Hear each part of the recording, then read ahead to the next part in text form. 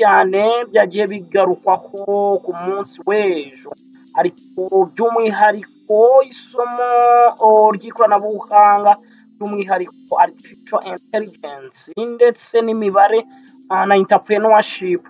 Ayo masomo rwose agiye gushyirwamo imbaraga cyane kugira ngo umunyeshuri wese uramutse urangije ishuri muri senior 6 aba afite ubushobozi bwo kuba ari umushinga akora cyangwa se business akora yatangiye. Icyo kikaba ari nacyo cyerekezo cy'uko buri wese ibyo yiga agomba kuba abishyira mu bikorwa mu buryo bumubyarira umusaruro, uburyo aba agomba kwiga neza ibyo akurikirana. Hanyuma rero minisitiri y'uburezi Benedict atangaza ko mu rwego rw'ubumenyi bufite ireme mu mashuri yisumbuye n'ayigisha imyuga n'ubumenyi ngiro agiye gutangizwa kwiga amasomo ajyanye no gukoresha ubwenge buhangano muri rusange. Minisitiri w'uburezi Joseph Nsengimana yabitangarije mu kiganiro kigamije gusobanura uburezi bw'amashuri yisumbuye mu byiciro byombi buhagaze, cyakorwa ngo gutezwa imbere, aho yagaragaje ko ikoranabuhanga rikoresha ubwenge buhangano rizatangira gushyirwa mu mashuri yisumbuye n'ay'ubumenyingiro mwaka utaha w'amashuri wa 2025.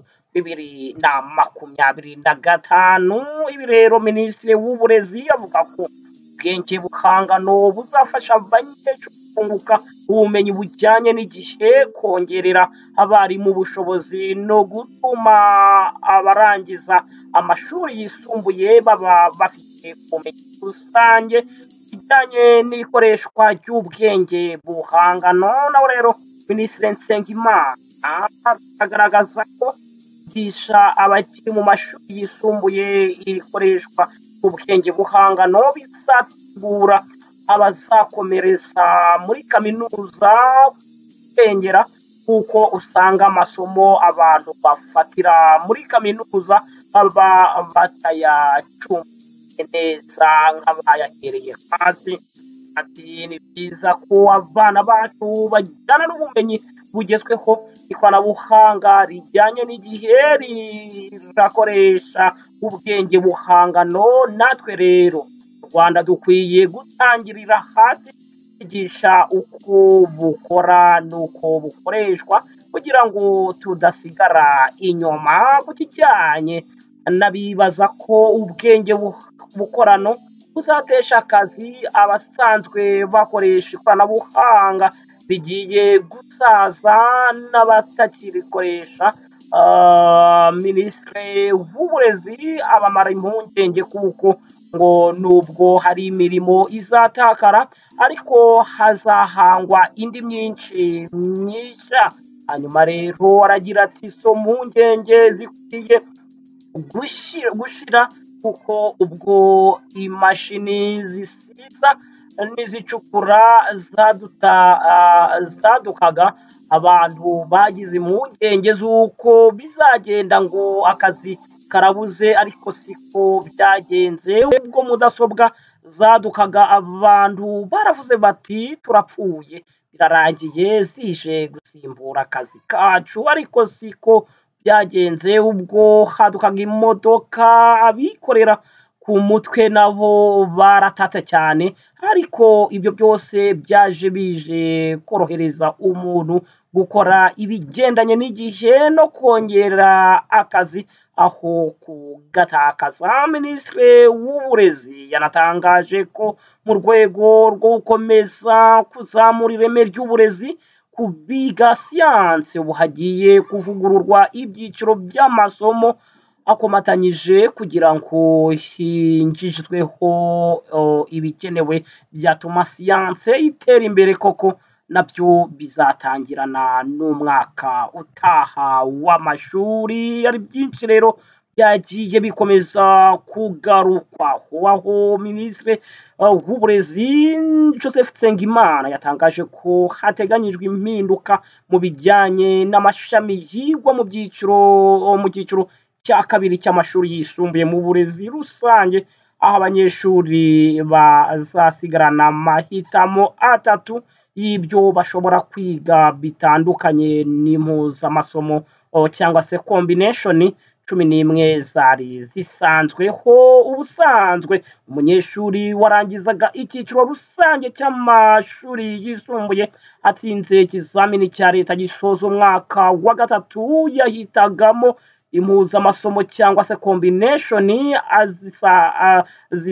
azisaga muri zigera muri 11 zari zihari mu burezi rusange, cyangwa agahitamo kwiga tekinike, imyuga ndetse n'ubumenyi ngiro. Kuri ubu rero Mineduc yatangaje ko impinduka ziteganyijwe zizasiga mu burezi rusange abanyeshuri bashobora guhitamo kwiga gusa amasomo akubiye mu byiciro by'imyigire running pathway bitatu, ari byo imibare na siyanse, ubumenyamuntu ndetse n'indimi. Muri rusange mu nama ku ishusho y'uburezi mu Rwanda yateranye kuri uyu wa 20 Kamena 2025, Minisitiri Nsengimana yavuze ko izo mpinduka zigamije kujyana n'icyerekezo cy'igihugu cya 2050 gishingiye ku bumenyi no gutuma abanyeshuri barangiza amashuri yisumbuye bafite ubumenyi buhagije bubafasha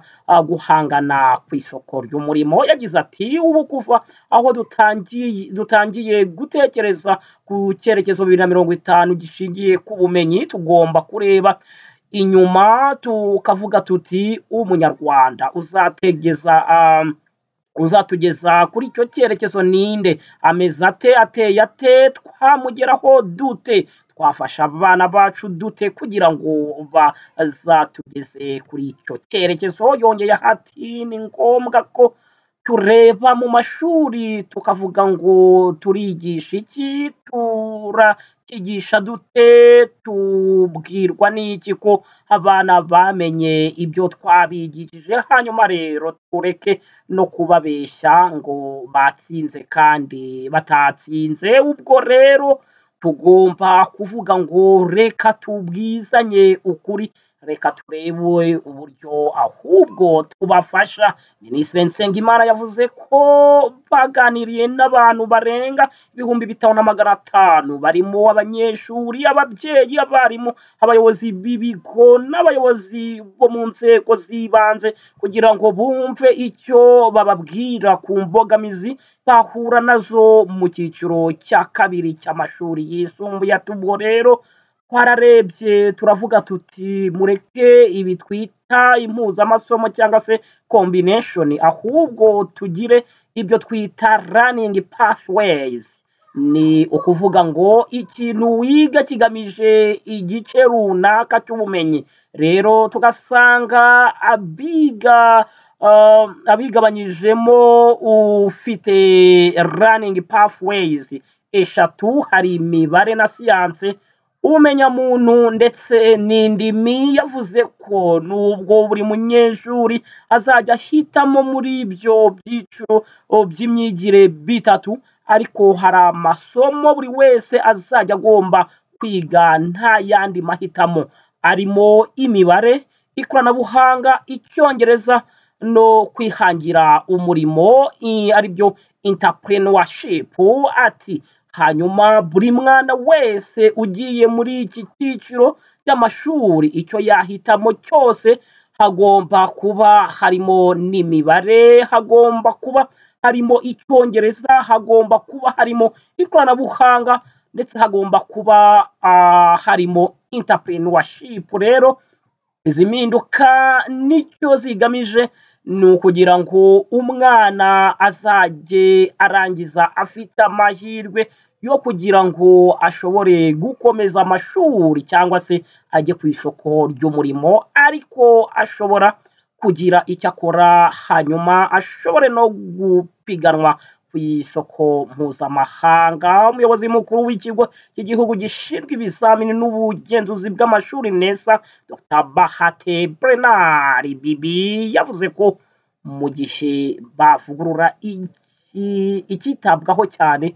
ari ukureba niba impuzamasomo cyangwa se combination ishyizwe ku ishuri runaka rifite ibikoresho bihagije n'abarimu bahagije bo kwigisha ayo masomo. Ati ibyo bizatuma izari nyinshi wenda zigabanyuka zisigare mu by'ukuri aho zigishwa neza kandi abana bavemo bafite ubwo bumenyi. Yavuze ko ikindi bizafasha ari uko abanyeshuri bazashobora kubona ibijyanye n'amahitamo yabo, kuko ibyari byinshi bizahurizwa hamwe muri bitatu gusa. Ati yego sinavuga ngo n'ijana ku ijana buri munyeshuri aziga icyo yahisemo, ariko nkeka ko bizoroha kugira ngo kongere ayo mahitamo, kubera ko tuzaba dufite ibyo byiciro by'imyigire bitatu. Ushobora kuba wareba uko uhuza mu murenge umwe ibyo byiciro by'imyigire. Biroroshye kuba wabisanga mu mashuri ari mu murenge aho kuba wasaranganya za mpuzamasomo cyangwa se combination twari dufite zindi 11. Minisitiri w'uburezi yavuze ko izi mpinduka zizagenda zishyirwa mu bikorwa buhoro buhoro mu byiciro ndetse byitondewe kugira ngo bidateza ibibazo. Hazarebwa ku mashuri kugira ngo harebwe ayiteguye kurusha andi bishobora guheramo, ariko nanone ati nta muntu bizatungura, tuzajya tubivuganaho twakira ibitekerezo, tuvugana n'amashuri kugira ngo bijyeho mu buryo bushobotse, noneho bikorwe neza abana bakomeze biga nta mpungenge. Yavuze kandi ko abari kwiga impuzamasomo zisanzwe kuri ubu bitazabahungabanya kuko bo bakomeza kwiga batyo kugeza barangije. Yongeyeho ko n'abarangije bafite impamyabumenyi z'impuzamasomo cyangwa se combination zari zisanzweho ntacyo izi mpinduka zizabahungabanyaho, kuko izo mpamyabumenyi zabo zizakomeza kugira agaciro nk'uko bisanzwe. Ati icyo ibi bigamije ni ukugira ngo turusheho kongera amahirwe abana tujya mbere kugira ngo bashobore kwiteza imbere, ariko bateze imbere n'igihugu kugira ngo dushobore kugana ku cyerekezo 2050.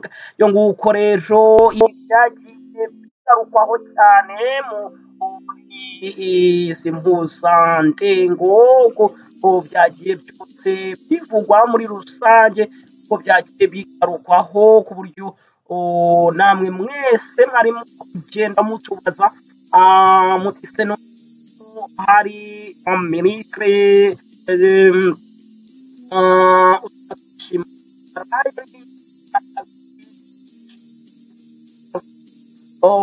muri ayo mavugurura rero byamaze kugaragara ko intafashe ubumenyi buhangano ndetse n'imibare ari ibintu bizajya byigwa mu combination yose muri pathways eshatu. Running pathways niko bazise, ni running pathways, aho hagomba kuba hari imibare na siyanse ndetse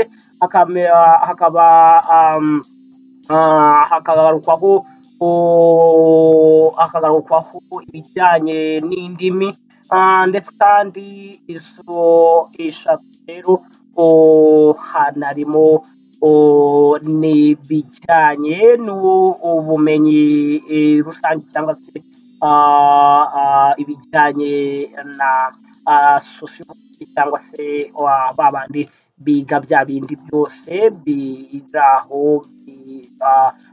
aho tuba twiga mu bumenyi bundi busanzwe.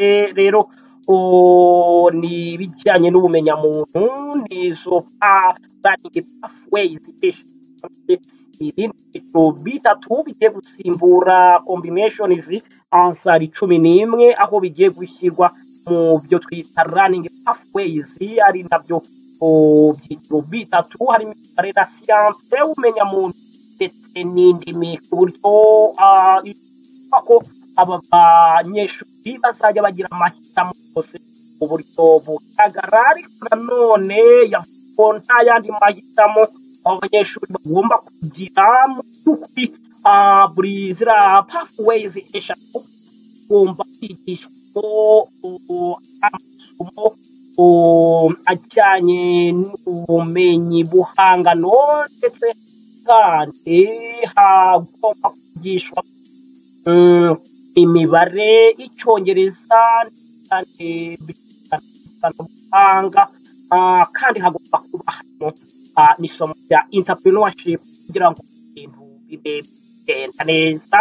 Rero reka dusoreze ayo makuru yagarukaga ku bijyanye n'ibirimo kuvugwa ku burezi, ahubwo twongere tugaruke mu kanya gatoya mu makuru n'ibiganiro turimo kugenda tubategurira. Twizera neza ko mukomeje kugubwa neza, kandi mureba hasi hari subscribe uha kandi kugira ngo amakuru n'ibiganiro tuba tugenda tubategurira bigiye bikugeraho igihe. Mwakoze rero kudukurikirana, twongere dusubire mu makuru n'ibiganiro turimo tubategura.